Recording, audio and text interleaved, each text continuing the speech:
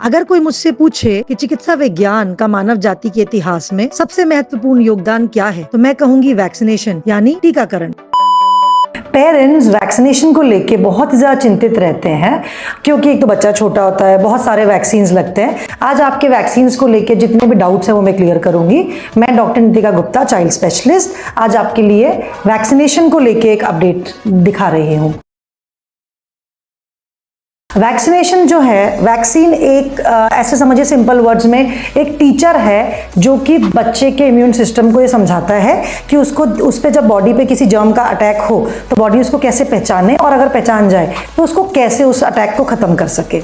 तो हम क्या करते हैं, वैक्सीन के अंदर जो केमिकल है वो या तो वायरस या बैक्टीरिया का बहुत इनएक्टिव पार्ट है जो हम बॉडी में डालते हैं मरीज के, और उसके बाद जो मेमोरी सेल्स होते हैं, मतलब जो बॉडी का इम्यून सिस्टम पहचान जाता है उसके अगेंस्ट वो एंटीबॉडी बनाता है और वो याद रखता है कि अगर दोबारा ऐसा तरह का अटैक बॉडी पे हुआ तो हमारी बॉडी उससे लड़ने की क्षमता तैयार रखेगी। सिंपल वर्ड्स में वैक्सीन एक लगाम है जो हमारे इन्फेक्शंस बॉडी में हो उनके लिए।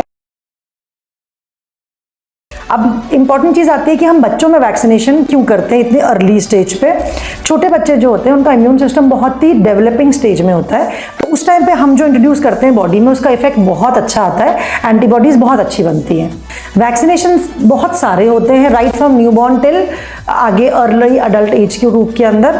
न्यूबॉर्न के अंदर बर्थ होते ही BCG, OPV, हेपेटाइटिस बी है, उसके बाद 6 हफ्ते, 10 हफ्ते, 14 हफ्ते पे DPT, Hib, hepatitis B, injectable polio वाले वैक्सीन हैं, निमोनिया, रोटावायरस एटसेट्रा।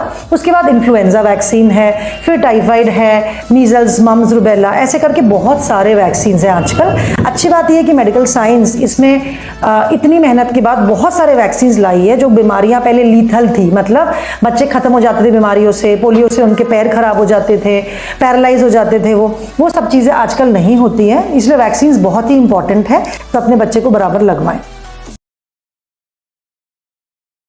अब हम जानते हैं अगर हम बच्चे के वैक्सीनेशन के लिए जा रहे हैं तो हमें किन सावधानियों का ध्यान रखना है।